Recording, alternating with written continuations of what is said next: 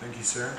And Hillary, what is the biggest hurdle that you think you'll have to face as the SGA Executive Vice President?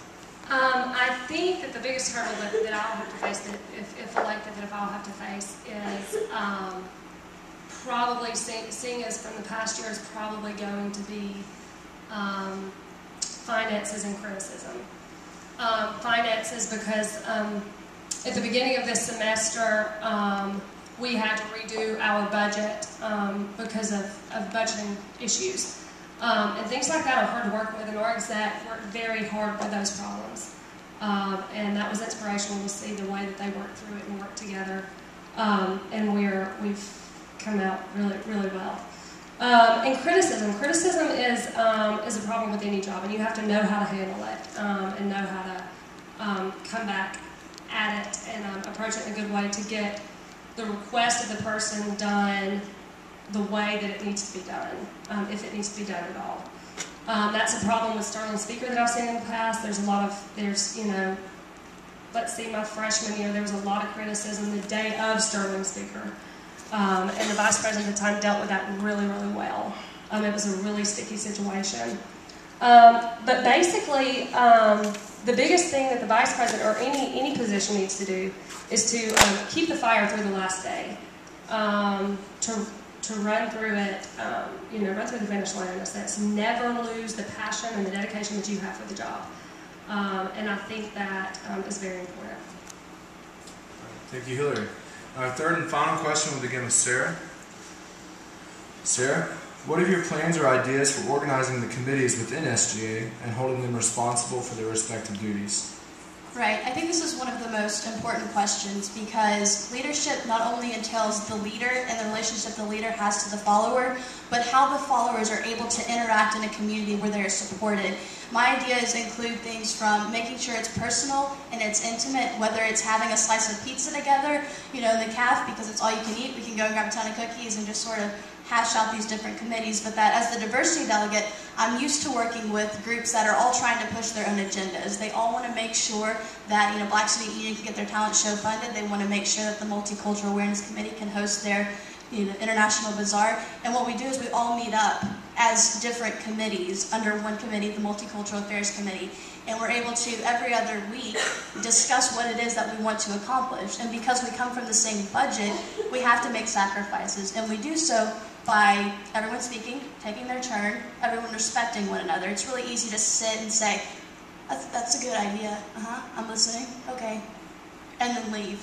And there's no follow-up at all.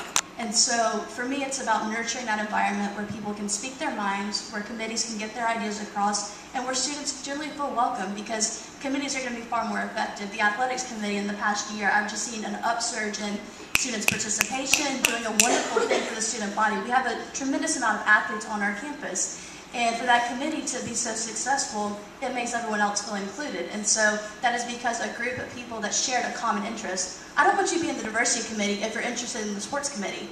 Go for the one you're passionate about, and if there's an overlap, we can figure out which you would be better suited for. But it's all about creativity, passion, and making sure that everyone gets along in the immediate environment.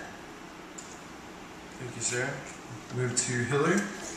Hillary, what are your plans or ideas for organizing the committees within SGA and holding them responsible for their respective duties? Okay, well, right now, currently, I am chair of the Community Connections Committee. That's been a really interesting experience to see the relationship between the vice president and a chair of a committee. I've, seen, I think it's important before you try to tell somebody what they need to do or try to help them do something to make sure that you've done that in the past, that you've been there. And I've been there. I've seen the struggle that the person, that the chair faces with time and planning and getting people involved and that kind of thing. That's always a struggle. That's something that needs to be understood between a leader and a person that they're trying to lead.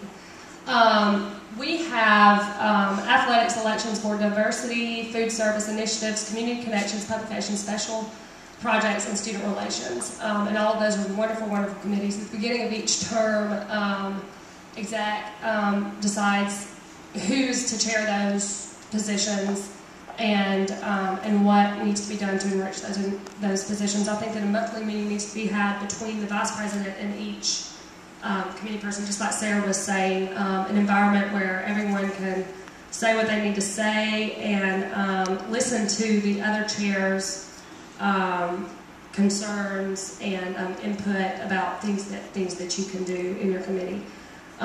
These committees, reach across all areas of campus. That's one thing that I think is very important. It's not about just representing one type of person on this campus. It's about, as Sarah said, every single person on this campus, regardless of whether they're independent, Greek, athletic, whatever they are, they are going to be fully supported by me if elected. Accountability is really important in this position as far as committees are concerned, making sure that they do what they're supposed to do.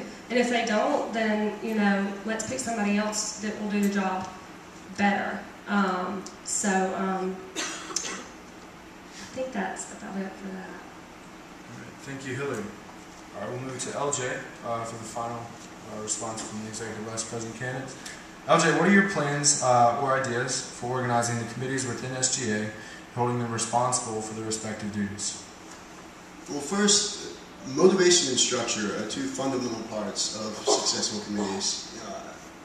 As of right now, if I understand correctly, to get on a committee, you have to rank them, you have to do a little dance, and then you're placed on. You are just placed on which committee you will be a part of. So for me, quality over quantity anytime. We don't need to set a quota for the number of people in each committee. 3 motivated individuals better than 20 unmotivated individuals. We just need to just let whoever wants to be a part of the committee be a part of that committee, and let those 3 people take over that job. Just as with our athletics committee, those guys they're completely devoted to athletics, and that is why the athletics committee is as effective as any we have. Other than that, direction and accountability are key. As for direction, it goes back to the old saying, if you don't know where you're going, any road will take you there. So for that, we need accountability, we need just regular reports, we need people who are going to do their jobs and are going to be kept accountable by those in charge of the committees. And those are the 2 major points that I feel will put together strong committees. Thank you, LJ. We can have a round of applause for our Executive Vice President.